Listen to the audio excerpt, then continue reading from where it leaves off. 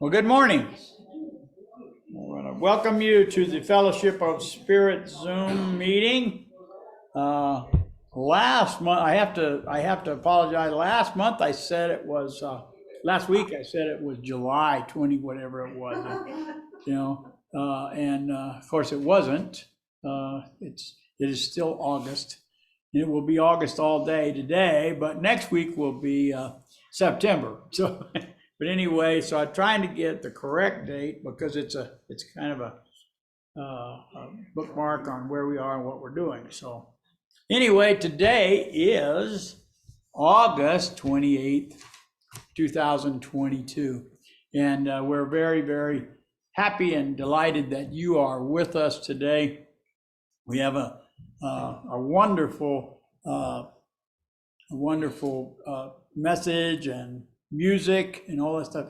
I'm trying to use different words. I usually use exciting, but today I'm using wonderful. So riveting, wonderful. You have to give me a thesaurus so I can just sit here and pick out which ones I want to use. But anyway, we're going to have a good time, and we hope that you do also. Steve and I brought a guest. Oh, okay. That's great.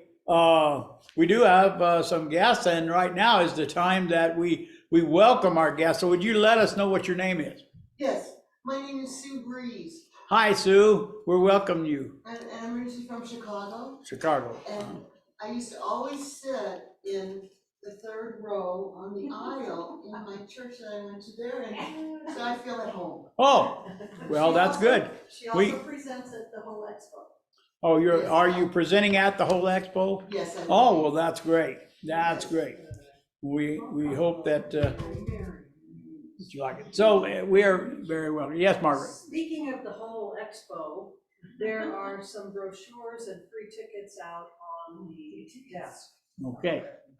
Not a lot, but a few. Okay. So there are brochures and free tickets out on the entryway table. So courtesy of Margaret Cheesebro, and so make use of them. Yes. Are you usually signing up there, Margaret?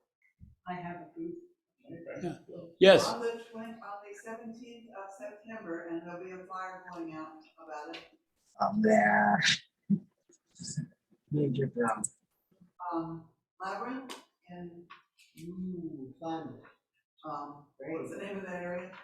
Cedar Hill. Cedar Hill, thank you. I don't know why I can't remember that, but in Cedar Hill, and I would like people to RSVP because we kind of have a limit of how many we can have. We can have about 25. And we'll be going about 4 o'clock, 4:30 to pick apples, to bring your own bags, and she has a big apple orchard, so you go pick your apples, as many as you want, and then we'll walk the labyrinth and have a little bit of a ceremony and visitation about it, and then be done by 6:30 or so before dark. And what day is that? That'll be the 17th. And that what day of the week is that? Is that a Saturday? It's a Saturday. Saturday, the 17th of September. So only in a couple, 3 weeks here. We're gonna walk the labyrinth, and there will be emails go out about this to all the membership. Just a constant contact, and it won't be going to our whole entire mailing list. It'll go to people who are active in the church right now, either on Zoom or Okay. here. All right. So look forward. So So you look must for. RSVP with me. Okay, please RSVP and let Jerry know whether if you're going and you want to be there, because there's a limited space and they want to make sure that they have enough space for everyone.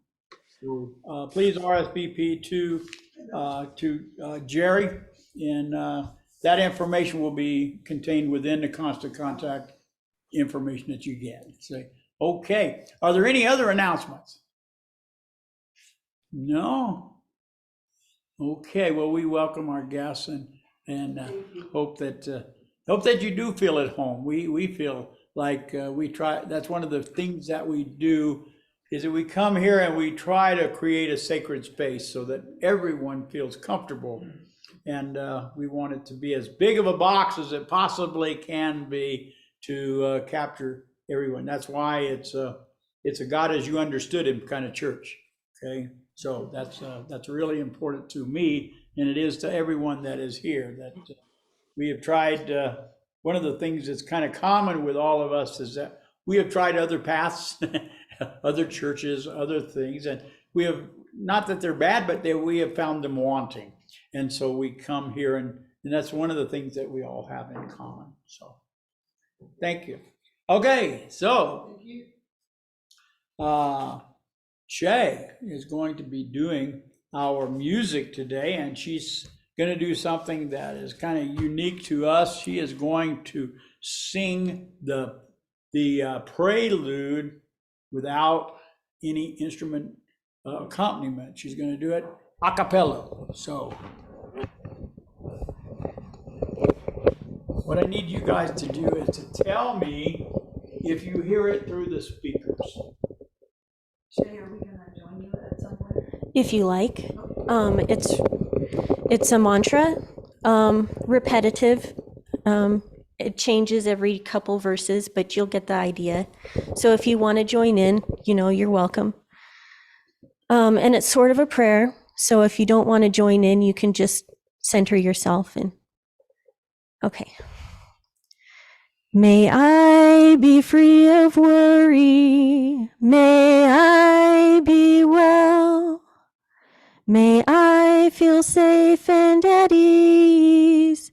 May I be at peace. May I be free of worry. May I be well. May I feel safe and at ease. May I be at peace. May you be free of worry. May you be well. May you feel safe and at ease. May you be at peace. May you be free of worry. May you be well. May you feel safe and at ease. May you be at peace. May we be free of worry. May we be well. May we feel safe and at ease. May we be at peace. May we be free of worry. May we be well. May we feel safe and at ease. May we be at peace. Beautiful, beautiful. All right. Could you hear through the speakers? Oh. No, I couldn't tell anything was coming from the speakers.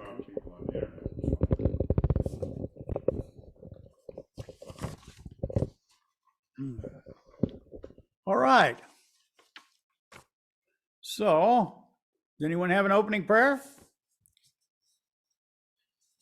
Sure. Well, come on up.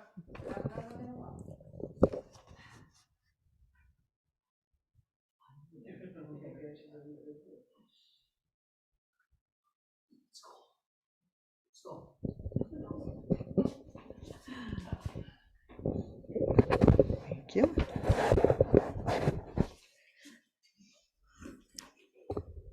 Okay, not going to turn the screen. Okay, and then there's this big light thing going on. Let's see if I can fix that. Okay. Mother, Father, God, we thank you for all of the gifts that we are given. We are grateful for the beautiful weather. We are grateful for the rain when we get it. And we are grateful for each other. Thank you for the light. Thank you for the love. Thank you for all of your blessings. So it is. So it is. Thank you, Jenny. We have another song, and this one is going to be, she's going to play the piano. Very talented lady, Shay. So this one is, How Can I Keep From Singing? It's in the binder, not in the book. Sure, yes, it's in the binder. How can I keep from singing? No, or yeah, I'm sorry, yeah. Are you gonna do the news? Oh, I am. Yeah, she's.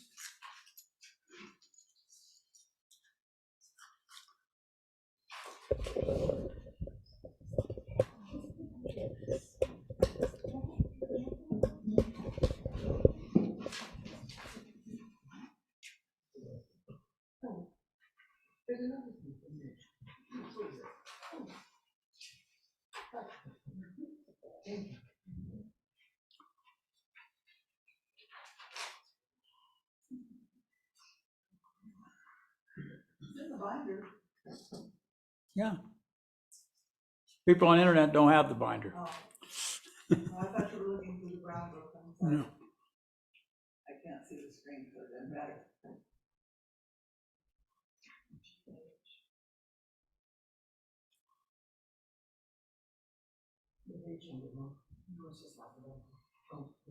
They're all in alphabetical order.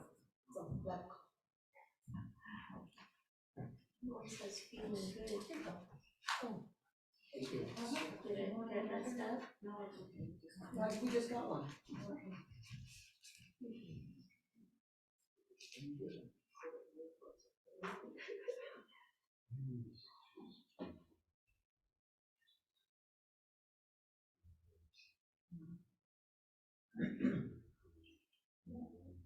Is it all right?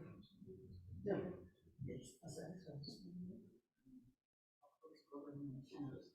Mhm.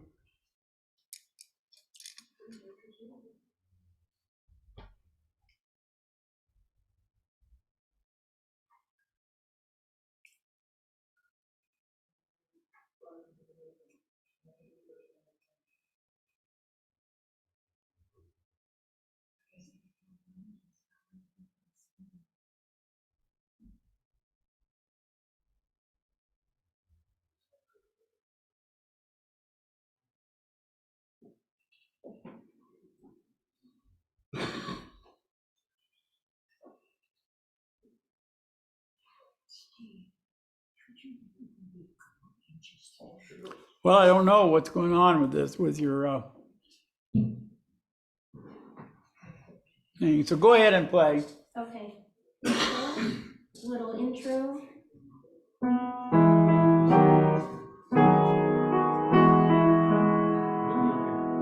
My life goes on an endless song of lovers' lamentation. I hear the real, the far off hymn that is a new creation. Multitudes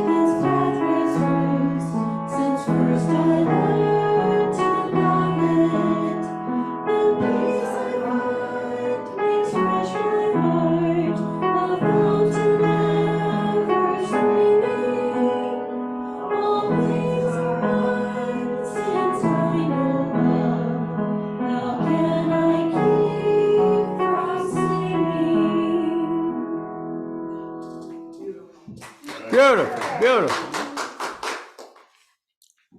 All right. So let us take this time to share our reflection moment. It's in the thing here. Love produces a flow of energy that I now feel. I love others more than ever, and I feel privileged to be here. Love flows from one person to another as we create an atmosphere of holiness, and so it is. Okay. And our spiritual reading is by Carol, is that correct? Yes, I'll do it. I'm ready. Okay. This is from Helen Steiner Rice, and it's called Look on the Sunny Side. There are always two sides, the good and the bad, the dark and the light, the sad and the glad. But in looking back over on the good and the bad, we're aware of the number of the good things we've had. And in counting our blessings, we find that when we're through, we've no reason at all to complain or be blue. So thank God for the good things he has already done, and be grateful to him for the battles you've won. And know that the same God who helped you before is ready and willing to help you once more. Then with faith in your heart, reach out for God's hand and accept what he sends, though you can't understand. For our Father in heaven always knows what is best, and if you trust his wisdom, your life will be blessed. But always remember that whatever betides you, you are never alone, for God is beside you. And then I found another on Facebook, and it's called, I don't know who wrote it, but it sounded interesting. Two people read the same Bible. One sees reason to love, the other reason to hate. One sees unity, the other division. One finds prejudice, the other equality. One discovers compassion, the other indifference. One goodwill, the other malice. Two people, one book, two views. The book is a mirror that's a reflection of you. So that's it. Thank you, Carol. Mhm. Really good. Okay. Well, today we have Ian Glory coming to you from Belize. Song. And we have a song first, and it is going to be Feeling Good. What? Pointer. Would you prefer it on yours? Try it. I can do that.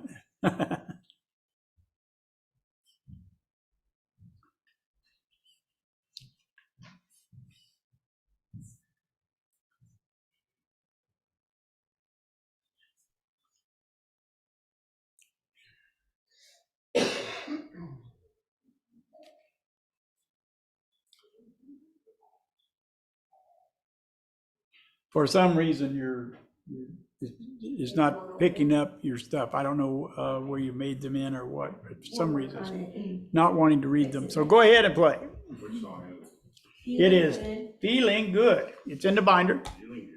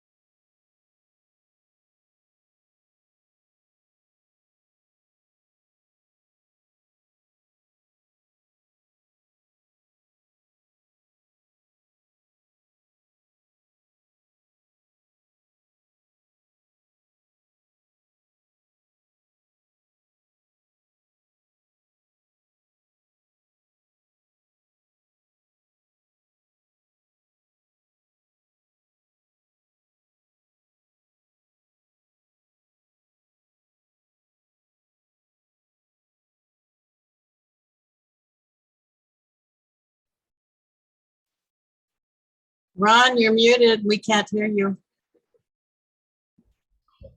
Okay, I just said that we are having technical difficulties about the written part of our musical presentation. However, the musical part is absolutely delightful, and you're doing really well. Thank you, Shay. Now, we're going to have a message from Ian Glory, and it is on learning. And now, those of you that don't know him, he is from Belize. He is a learned master in a lot of different modalities, and he has always been a good speaker for us with good information, and that we've been able to use right away to make our lives better. So if you will welcome Ian Glory. I don't know what I'm at.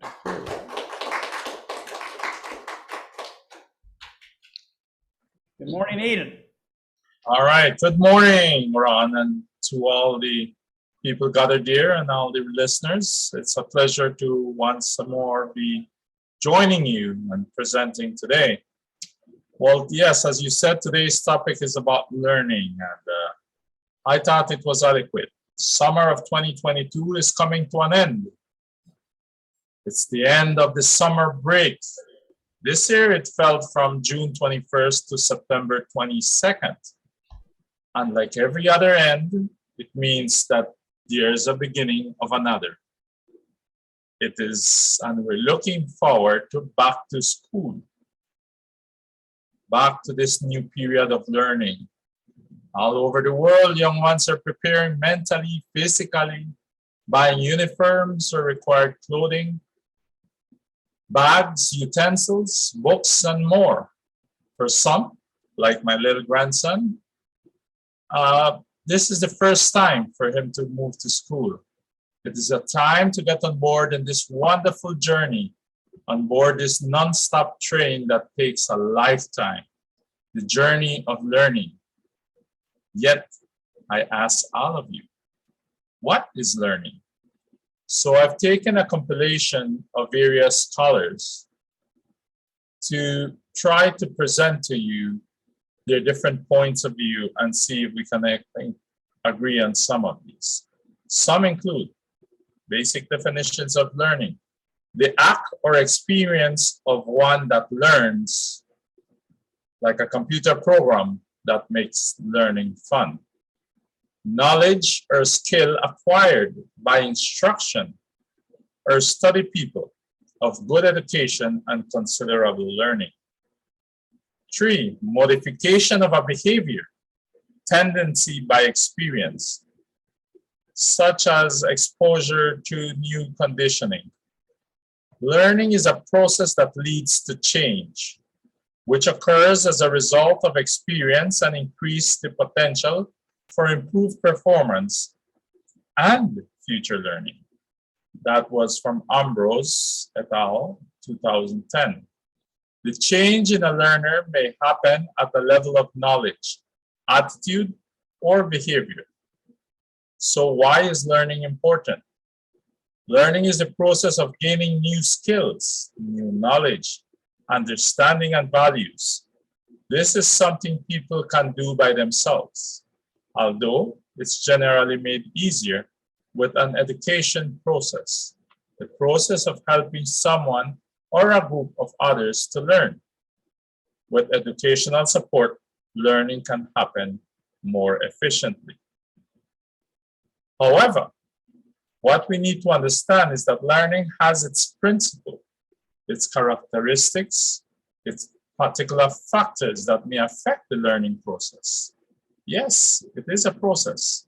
Hence, there exist particular factors and obstacles that may hinder the process. Let's start with the 7 principles of learning through the view of an e-learning lens. Learners must be at the center. Create an environment that recognizes learners at its core participants. Social nature of learning. The emotional are integral part of learning. To recognize the individual differences of the learner. the stretch, the reach of all the students. Learning must be assessed, must be monitored. And for relearning to happen, horizontal connections must be built. You must join all the process to something else so that you can give examples, you can show processes, you can put things together and show the learner how everything is related. So what is the characteristics of learning? Learning is a process by which one acquires, again, ingests and stores or accepts information. The main characteristics of learning is that it is a process of obtaining knowledge to change your behavior through interactions, through practice, through experience. Our experience with learned information compose our bodies of knowledge. So we have everything that we can acquire. But if we do not put it into practice, if we do not use it the same way we learn, we may unlearn. Edward Thorndike developed the first 3 laws of learning, which he stated were readiness, exercise, and effect. He set also the law of effect, which means that any behavior that is followed by pleasant consequences is likely to be repeated, and any behavior followed by unpleasant consequences is likely to be avoided. Edward Thorndike developed the first 3 laws. He also said that, there hence also follows what are the particular factors of learning. And again, the number 7 seems to appear very strongly. The 7 important factors that may affect learning is the intellectual factor, especially in things like e-learning, as I said before, where you see a little piece and then there's a lot of advertisement. So learning online may be challenging when there's advertisements on all of these. Again, another factor may be the learning factor. We're talking about the possibility of a person to actually be able to acquire the knowledge. The physical factor, the physical limitations that exist for a person to learn. And again, mental factors. There are people that are not well developed mentally, spiritually, and they have very strong ways that impedes them from learning the way they're supposed to. And of course, because of this, you also include the emotional and social factors.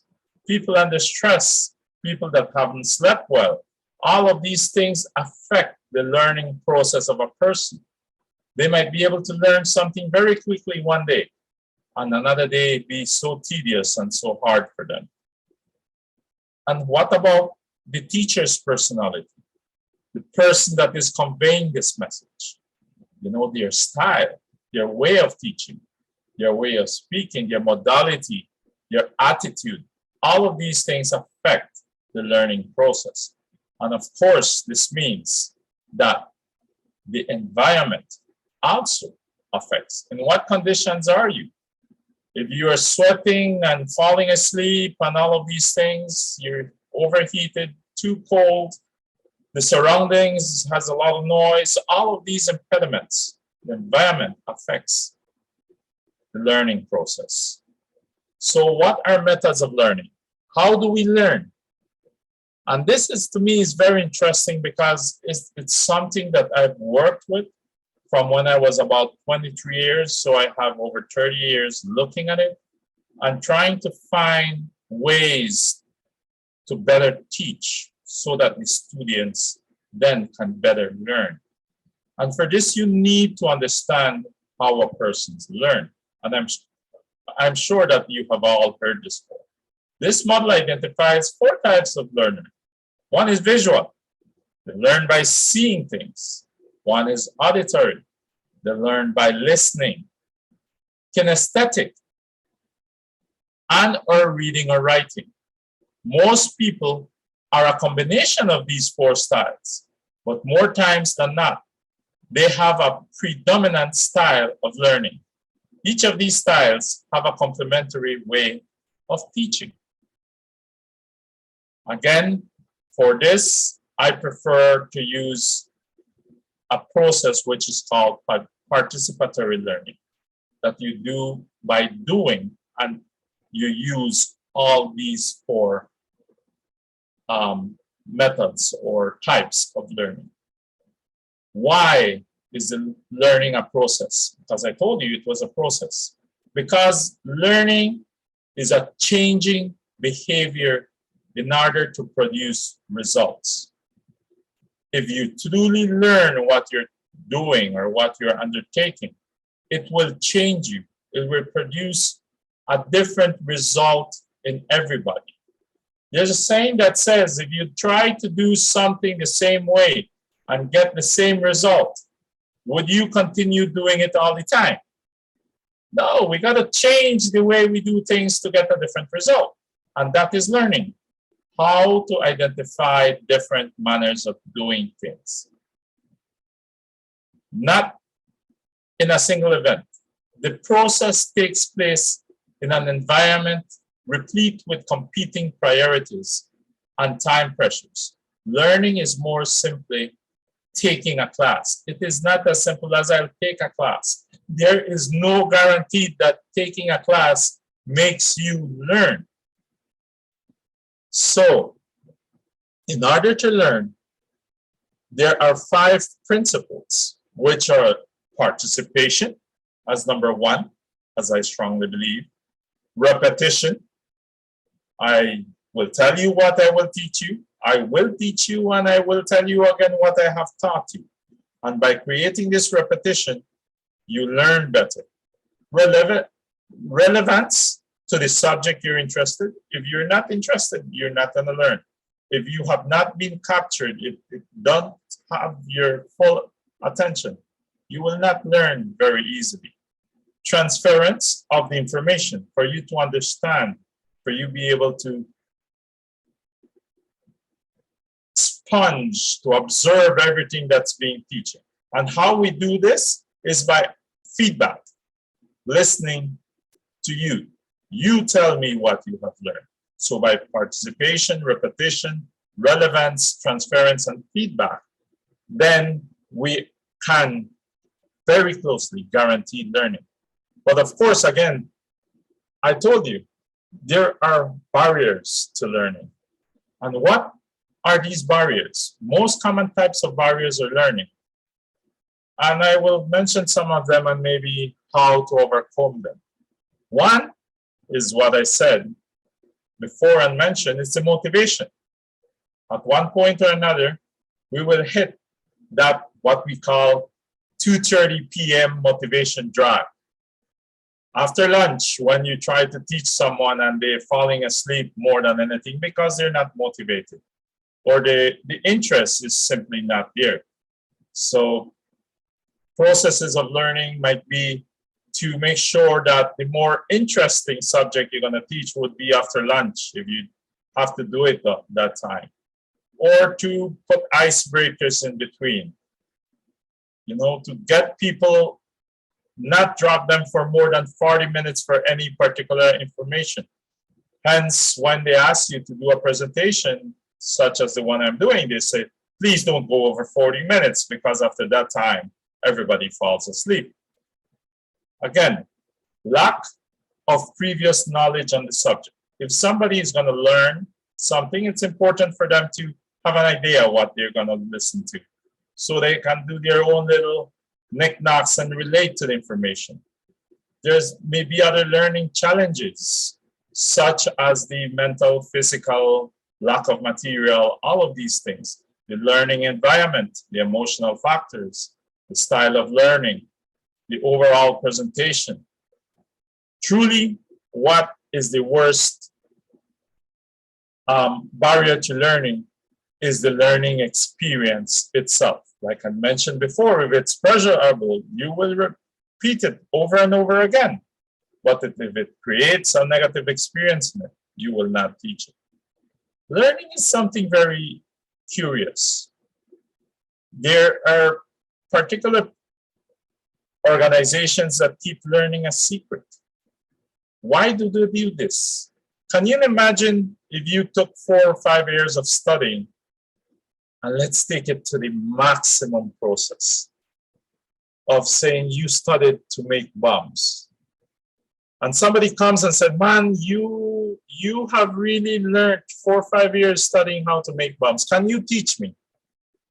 Do you think that if you try to teach this person what they have learned in 4 or 5 years, and you try to teach them in 1 or 2 days, they will be able to acquire the importance of every element, the relation in putting one thing before the other? Most likely is the first time you leave them alone to do it. They will have an explosion even before they go halfway through the process. So learning is a very essential process. And what is the most important aspect of learning? It is this, the abstract. The experience is the most important part of the learning process. For learning to occur, the learner must do something with the information that reflect on the content through the same process. To maximize the learning experience, we need to provide opportunities for reflection, both in action and on action, simulated, tabletops, practicals. All of this must be important, and most of all, for people to understand what they've learned, how it relates to their personal life, in social life. How do you apply it? So, is learning a form of thinking? Thinking is essential for learning. Thinking is inextricably intertwined with learning. Teaching thinking refers to a teaching critical and creative thinking skills and problem-solving tasks. Critical thinking incorporates reasoning, logical judgment, metacognition, reflection, and mental processes, all in the course of learning. To me, what highlights here, again, and I will touch on it a little bit, is when we talk about how we learn and how this entwines with the critical thinking. Why? Because as all animals, we're given the ability to reason. Human beings have a much higher ability. So learning is not only for humans. Animals can learn. And I'm sure all of you have a puppy or a cat and everything, and they've learned and they've grown as your pets. And you can see how they learn. So for us humans, it's to be able to incorporate the abstract that animals cannot do. In short, learning theories are an abstract framework that describe how knowledge is received and processed during that learning experience. The learning theory informs the application of instructional design. It's 2 different models. My favorite, participatory learning, is an approach to teaching and learning which focuses on the learner. It encourages learning by doing, using small groups, concrete materials, open questioning, and peer teaching, supporting each other. What is participatory teaching method do? What it does, it promotes everyone helping each other. Not the school process in which they sit you in benches separate and the teacher is only talking and he says, silence, no speaking. But then, how do you guarantee that your students are truly learning if they cannot question, if they cannot go through the first process and do and practice what they're learning? So the definition of participatory teaching is a participative teaching method that is didactic method strategies and techniques that are focused on encouraging students to become actively involved in their learning process. What are some examples of this participatory method? And why I mention this, because I come from a background where I have worked a lot with civil societies, organizations that help the community. And you have to make sure that when you're teaching that, you are talking to that university level student, but at the same time, that person that did not have the opportunity to study in a formal layout can also participate. You don't leave out those persons that have not formal education. But you also need to incorporate everybody in a community when you're working in such a situation and context. Make sure that the little boy understand, that the older grown-ups understand, that the teenagers that are looking at the new changes in the world can be held back and incorporated and hold their interest, as well as the adults. Yes? So you need to make sure that you incorporate them in participating, that you actually form something that would hold your grasp. And there are several things that you can do whenever working in, for example, a community mapping, where you question them in a tabletop to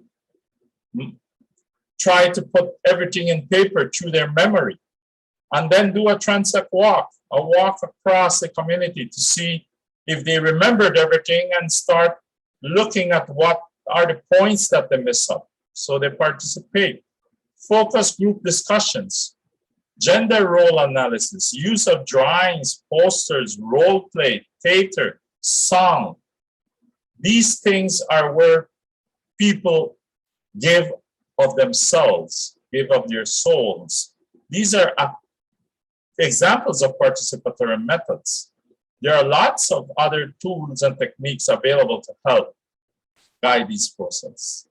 There are even experimental learning, which is an engaged learning process where students learn by doing and by reflecting on their experience. How this apply to my life? What is learning through experience? Relearning is defined. Relearning is learning as a life skill. It is learning from experience, from other people, from work, from feedback, and from courses and workshops. Relearning begins when you discover a new idea. Assess it for its worthiness, act upon it, reflect upon it, and perhaps share it with others.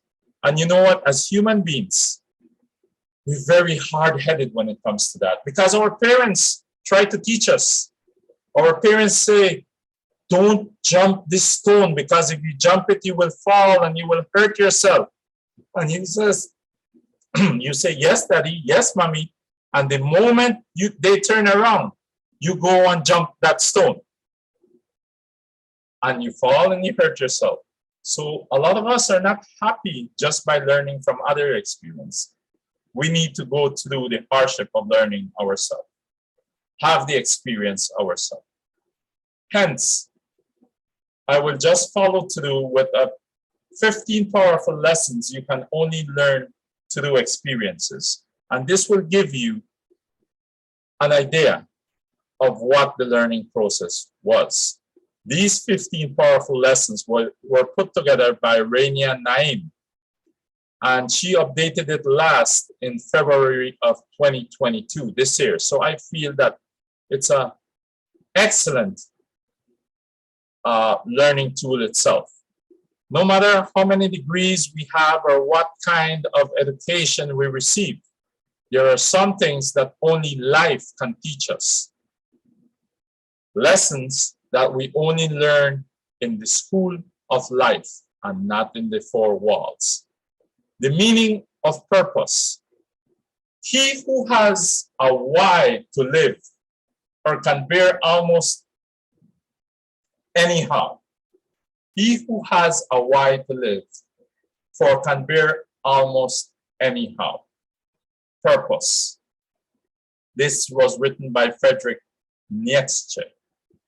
We may graduate with honors and pick a great career, but it can still make us feel unfulfilled. This is when we learn the importance of finding meaning and purpose in our lives that goes beyond the realm of a secure job and a good education. We have people that have studied accounting and dedicated themselves working in banks and finance and a lot of money in cash, yet they're not happy. They feel something is missing. Why? Because he didn't follow his true purpose.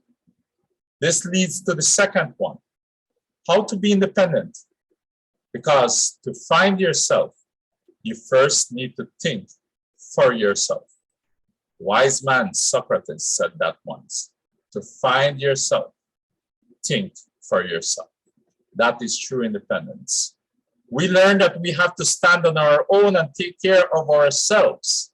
Our parents and teachers won't guide us anymore. So it's just us against the world. And we have to be prepared for it, because no one is better equipped to answer for our own questions but ourselves. For who will judge us but ourselves? Who will make all our decisions in our life but ourselves? How can we help others? Only when we're standing tall to be able to pull them up. If we're down, we cannot help them. We need to strengthen ourselves in order to help others. So the third point is, we can't control time. Time will go ahead regardless of what we do.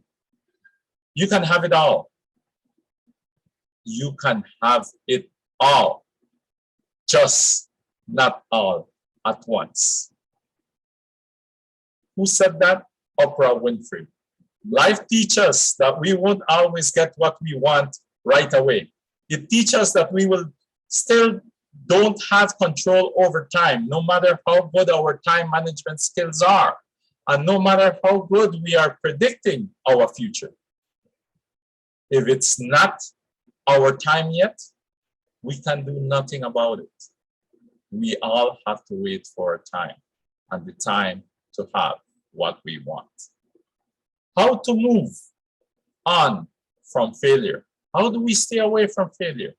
Success is not final. Failure is not fatal. It is the courage to continue that counts.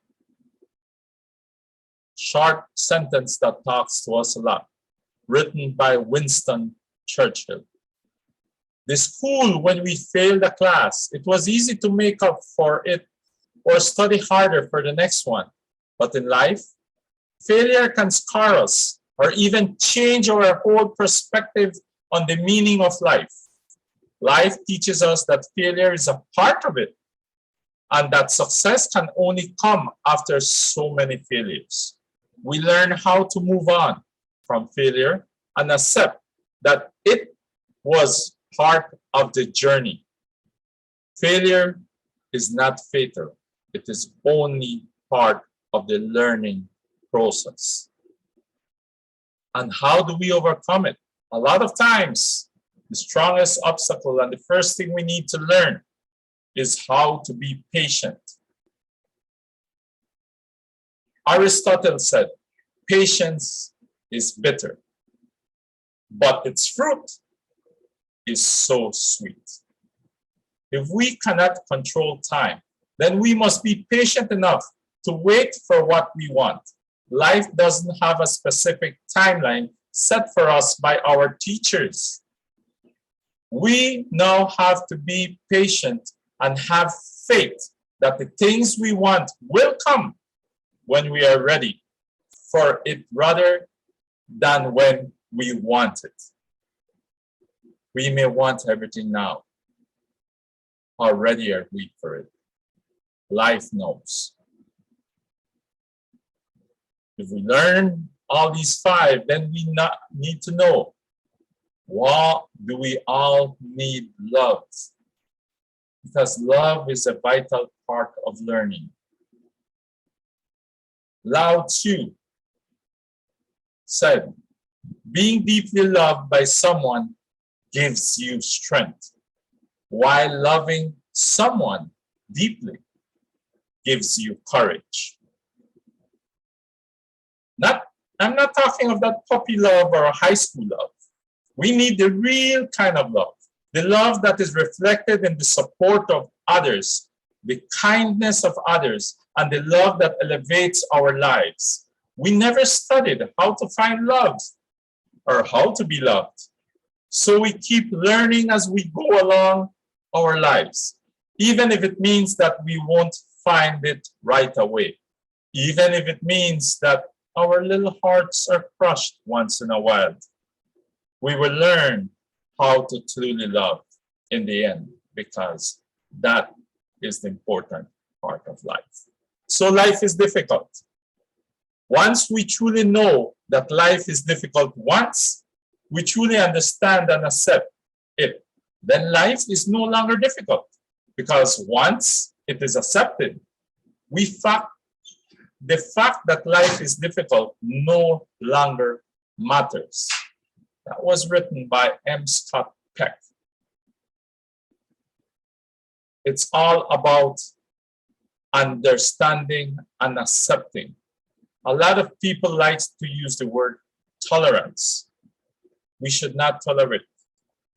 If we have to tolerate something, we better get rid of it.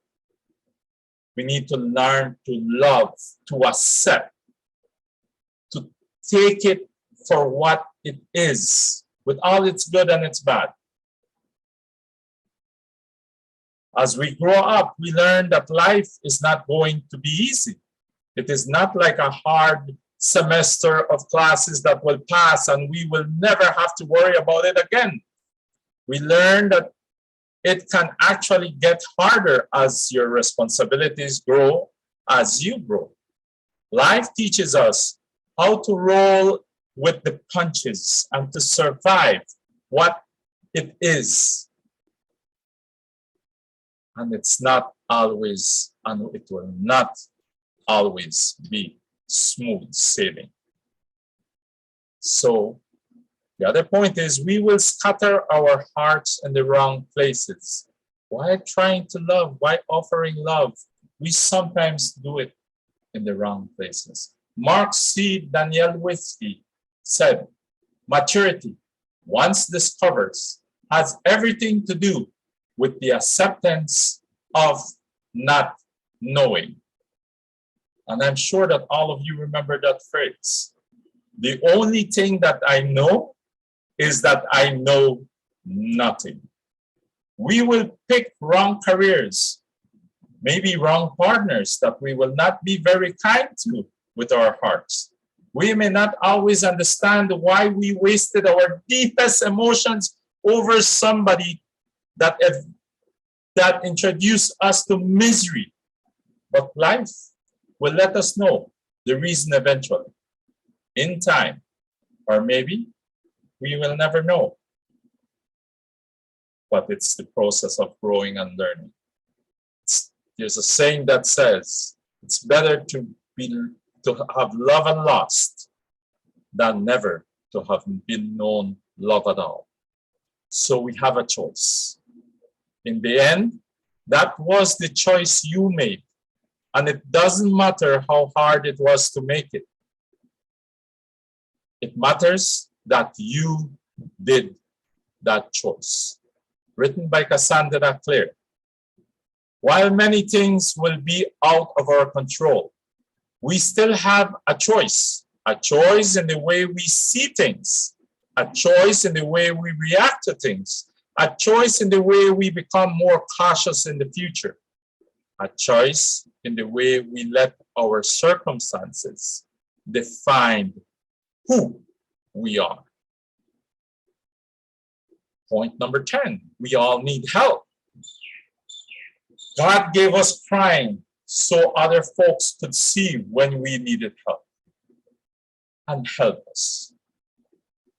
Jocelyn Jackson. No matter how independent we are, we still need some sort of help along the way. We are not immune to disappointment and heartbreak. And sometimes we just can't find the strength to pick ourselves up. Life will teach us that we can make it alone, even if we try. We cannot make it alone. We share everything. We need unity. I love the end of your reading this morning when one of your members said, I don't feel supported. And you all didn't look at your time. You all didn't look at what you were discussing.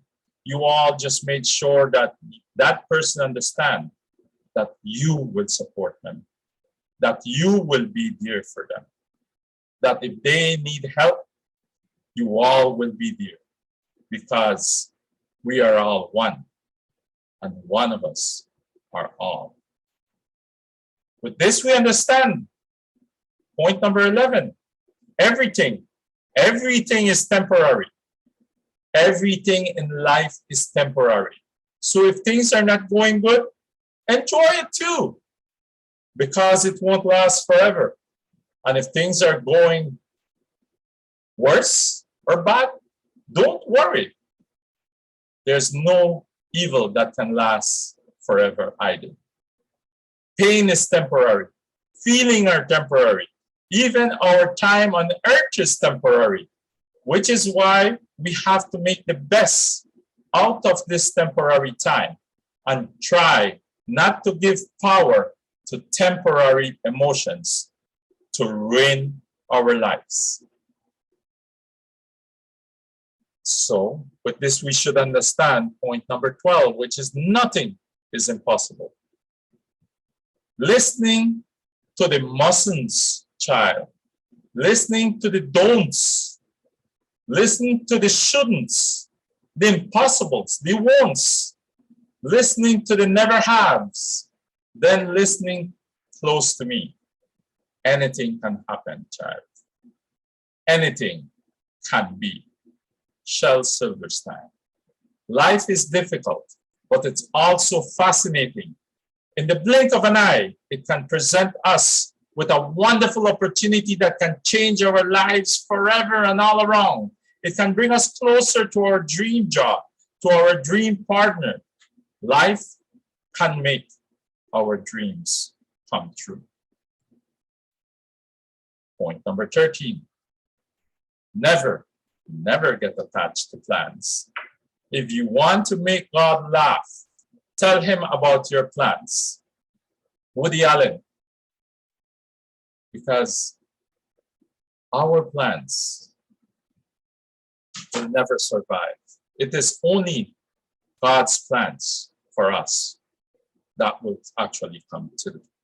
It is good to have a blueprint of how we want to live our lives, to look like in 5 or 10 years. It's good.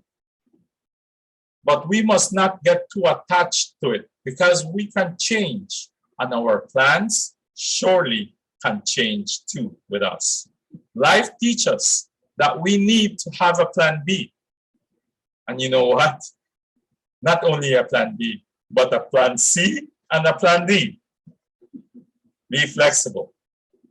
Be ready to change your plans when you are changed, because that is part of learning.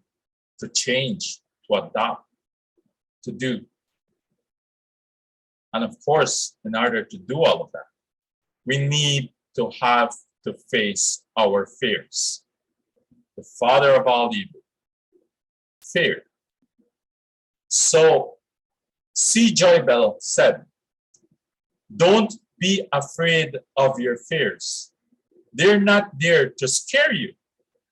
They're there to let you know that something is worth it.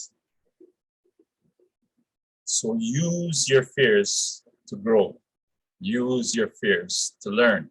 Life teaches us that at some point we will be faced with things that absolutely terrify us, such as losing a loved one, such as losing a job, or moving away from home. There can be many more examples. But we can't escape fear. We cannot. So we have to learn how to face these fears and walk with it. Even the good Bible, the good book says it's not to stay away from temptation, but to be able to walk among temptation and don't fall. So the last point is in learning is that we have to love who we are. If you really put the small value upon yourself, rest assured that the world will not raise your price. You need to know your worth. It's not for everyone else to set. If we want to make our lives a bit easier, then we have to love ourselves. And I'm not talking in a narcissistic way, but in a compassionate way. We have to forgive ourselves for our mistakes and our failures. We have to believe in ourselves, even when those around us aren't believing in us. That relates to another discussion we had this morning. We have to learn to walk and when to walk away from people who are not good for us. And we have to love ourselves, even when we are not who we wanted to be or where we wanted to end up.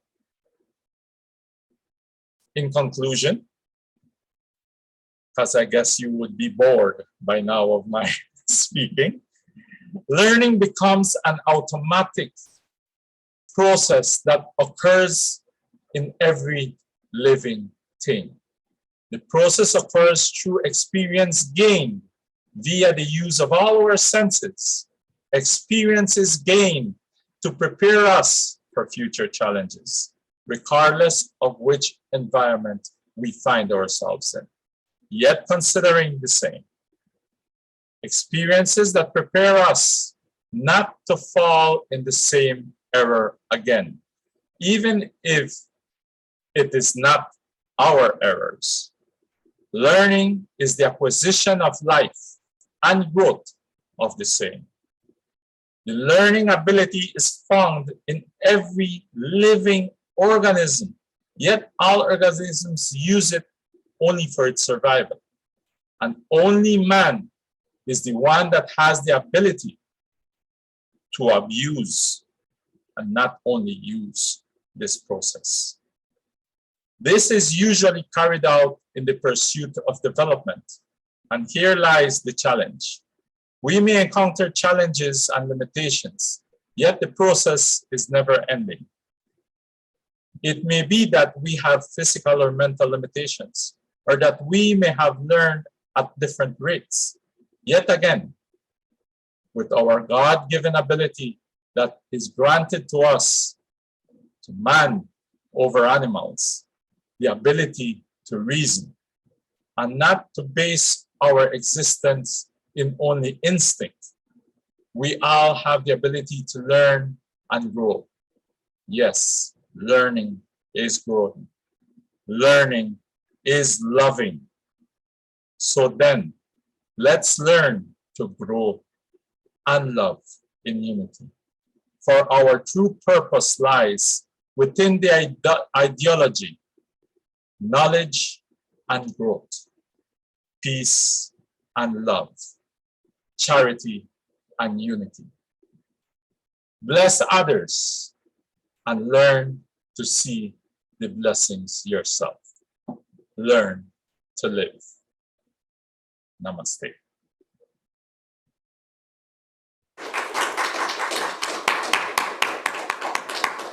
Oh, thank you, Ian. Wonderful message. Does anyone have anything that they'd like to ask Ian or share with him? Wonderful lessons. Yeah. Nice, lengthy, and very interesting. Did you hear Steve? Ian, could you hear Steve? Yes, I did. Yes. Yes. I love I- Ian, you kept my message all, I mean, you kept my interest all the way. So it wasn't boring. It was great. I even stayed away. I love all the references. Uh-huh. So maybe we will all look at this back to school process a little different. Yeah, Let's get ready to learn. Let's get ready to support our children, our grandchildren, and everything in preparing for life, for growth, and for love. support your teachers. It's all good. It's all good. All right. That sounds, that was great, Ian. We thank you very much for taking the time to share with us.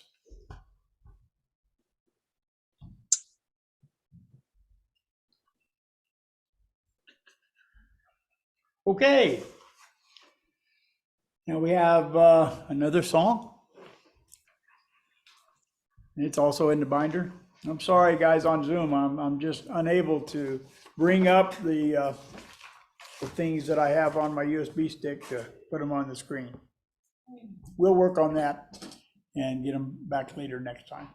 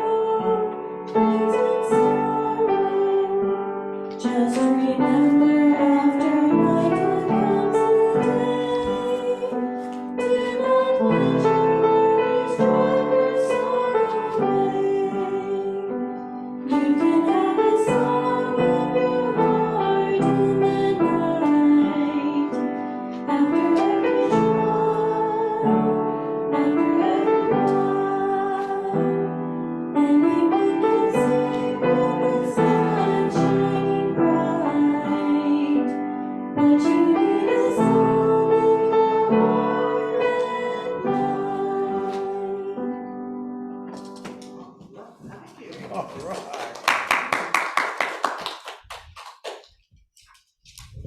Thank you, Shay. Okay, it is time now to for our celebration of abundance.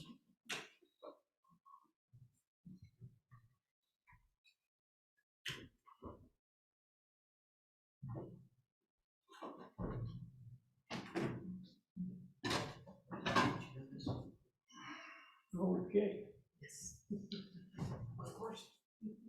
So let us put over our heart that which we intend to contribute and say, divine love flowing through me blesses and multiplies all that I have, all that I give, and all that I receive through infinity. I am prosperous.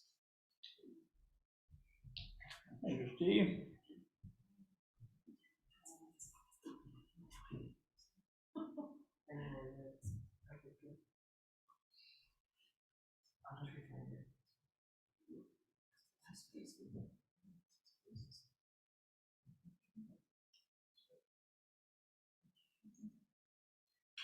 So as part of our learning, we found that repetition really helps us cement it in. So we're going to repeat some of our announcements today to help us to remember them.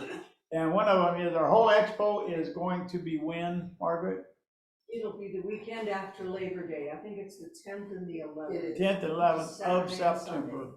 So it's not next weekend, but the weekend after. Yeah. Okay. So, and that is gonna be in Durango, Colorado, and we have often been participants as well as people who went and just enjoyed the expo. And so we would encourage you, if you have time, it's a 2-day event, is that correct? So if you can't make it one day, both days, maybe you could go one day. But Margaret will have a booth there.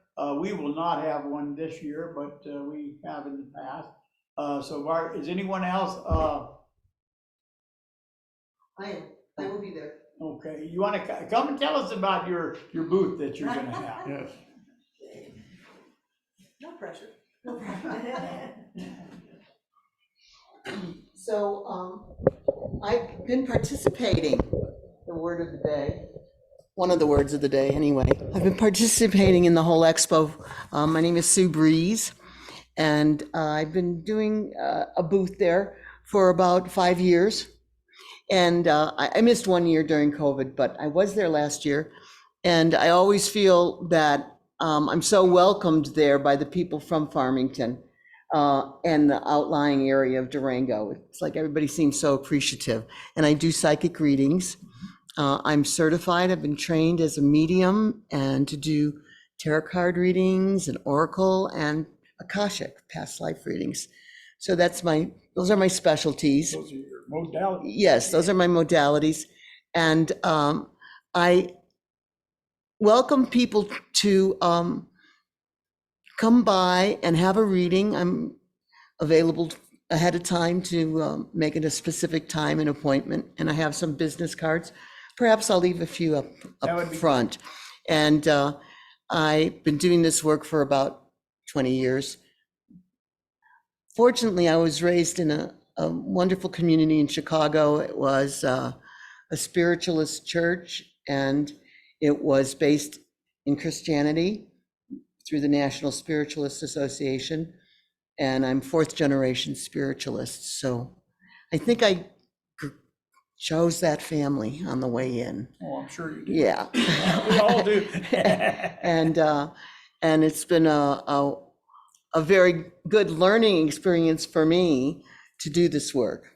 And I'm a teacher. I teach intuition, telepathy, and synchronicity. All right. All right, how was that? Thank you. 2 minutes? Was that good? There's one more thing. One more thing. Sue is moving from Colorado Springs to the Durango area, and you're exploring places to live. I'm on a discovery mission Oh, here. well, that's great. Yes. We hope So- that you find the place you're supposed to be soon, and it is great for you. I'm sure it will be. Thank you. Thank you, Sue. I'm beginning to trust that too. All right, that's great. Thanks so much. Thank you. Thanks for the opportunity. All right, great. Margaret, come tell us what your booth's all about.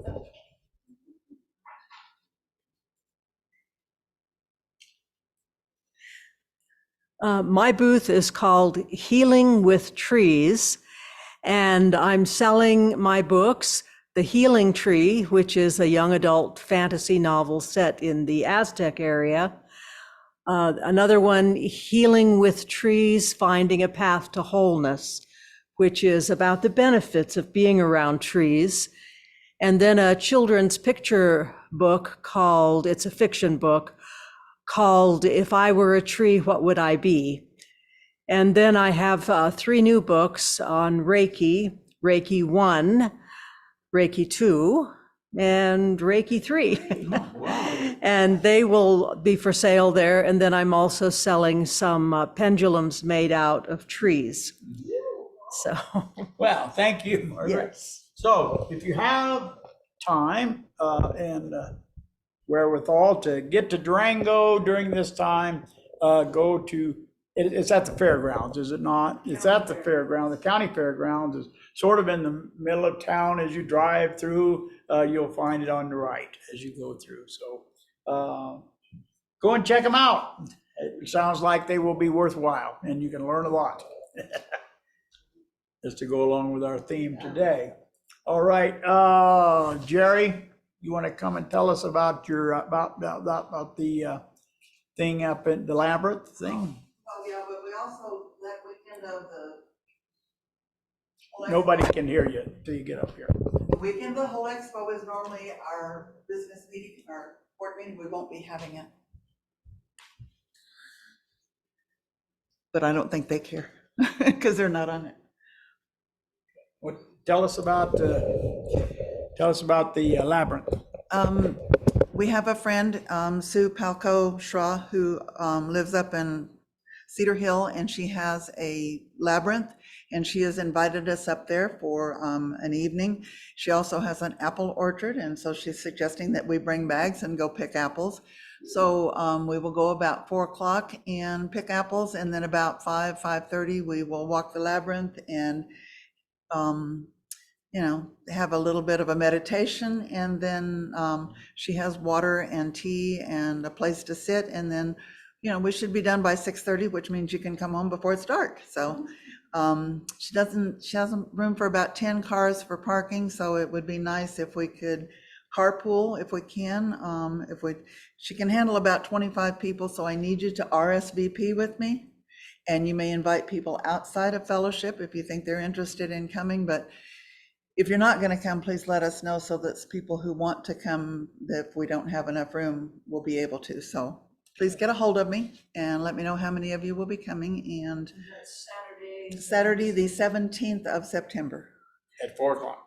At 4:30, and when you RSVP, I will give you the directions or the address. We're not putting it out there because we don't want people just randomly showing up. She cannot accommodate lots of people, and we just kind of need to know who's coming, have an idea. So please get a hold of me so I can make a list and make sure that we have enough people and to make a good showing, and everybody who wants to go can. Okay, thank All you. right, thank you. Thank you. And no business meeting on the 11th. It sounds like it's a limited space, but an unlimited experience. So be able to put your name in. Come on up, Jenny. Well, it's just a quickie. The Tota, the Tota Festival is next weekend, so that's kind of unique to our area. So, yeah, it's Friday, Saturday. So that's Labor Day week. Couldn't hear it. The Total experience is next weekend. So, Powwow. okay. And that's at the college? Civic Center. At the Civic Center downtown. All right. Is there anything else that we need to talk about? Potluck Next week is potluck, and that's my favorite meeting is potluck. No kidding. The only way I've ever turned down a potluck is if I misunderstood the question. So it's good. So come and enjoy with us food and fellowship after our meeting. So, okay. Anyone have a closing prayer, Bill? Bill does. Yeah.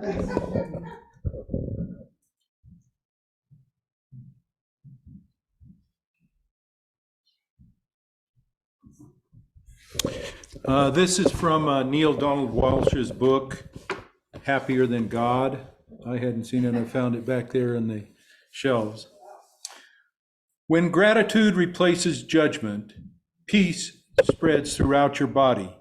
Gentleness embraces your soul. Wisdom fills your mind. Let gratitude replace judgment, and your whole experience of life will take a turn for the better in 5 seconds. Good. Have a great week, everybody. Good advice. All right. All right, Bill. Thank you. All right. So what we normally do at this time, Sue, is that we circle up and sing a couple of songs. Yes. Margaret asked me to give you an update on George Harris. Oh, yes, that would be Okay, nice. George and I went on last Sunday. We weren't at church here. We flew to Los Angeles, checked into a place called the Fisher House, which was donated or set up by a foundation from a veteran. And it's kind of like a Ronald McDonald's house. You can stay there for free. They have food and stuff. And then you walk up to the hospital. George had surgery on Monday. It was a long surgery, almost 8 hours.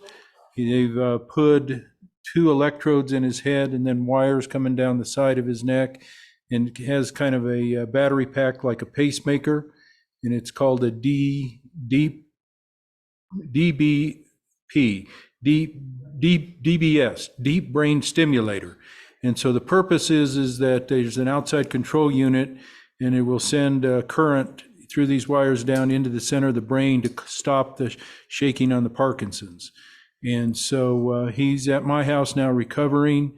It's a pretty major surgery. He was in the hospital until we checked him out on Thursday, flew home on Friday. It was a very long day going from Los Angeles to Phoenix to Durango, driving home.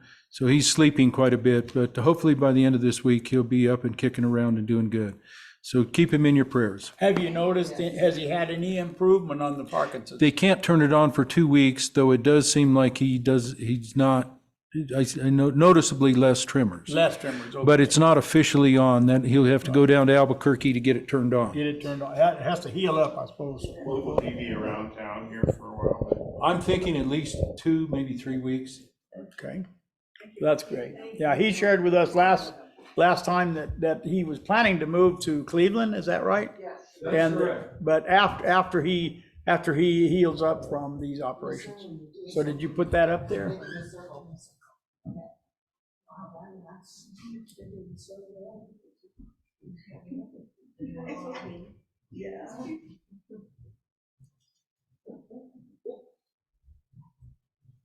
Yeah, we can make more rooms.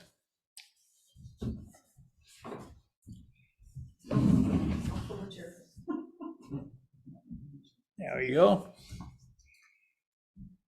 2, 3. God bless America, land that I love. Stand beside her and guide her through the night with the light from above.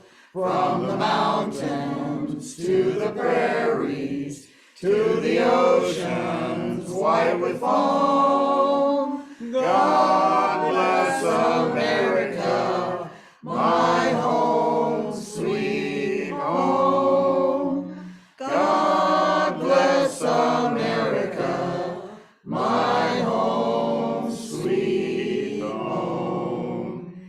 Weave us together, weave us together in unity and love. Weave us together, weave us together in unity, and yes, there is peace on earth, and yes, it begins with me. Yes, there is peace on earth, a peace that was meant to be, with God as our Father, family all are we.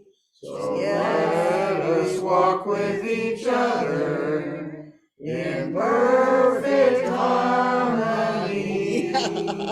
Yes, peace begins with me. Yes, this is the moment now. With every breath I take, let this be my joyous vow. To take each moment and live each moment in peace eternally. Yes, there is peace on earth, and yes, it begins with me. May God bless you and keep you until we meet again. Amen to that. So it is. So it is. Everywhere we are. Okay, we'll do. That was good. We weren't in sync at all. Hey, sweetheart, how are you? Oh, good. Pretty butterflies. Okay.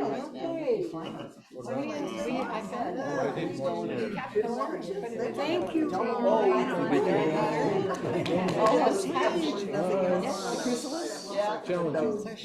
I was falling asleep. She was excited. I didn't, I knew I was coming in today. Why stay up till 10? Because I sleep better if I go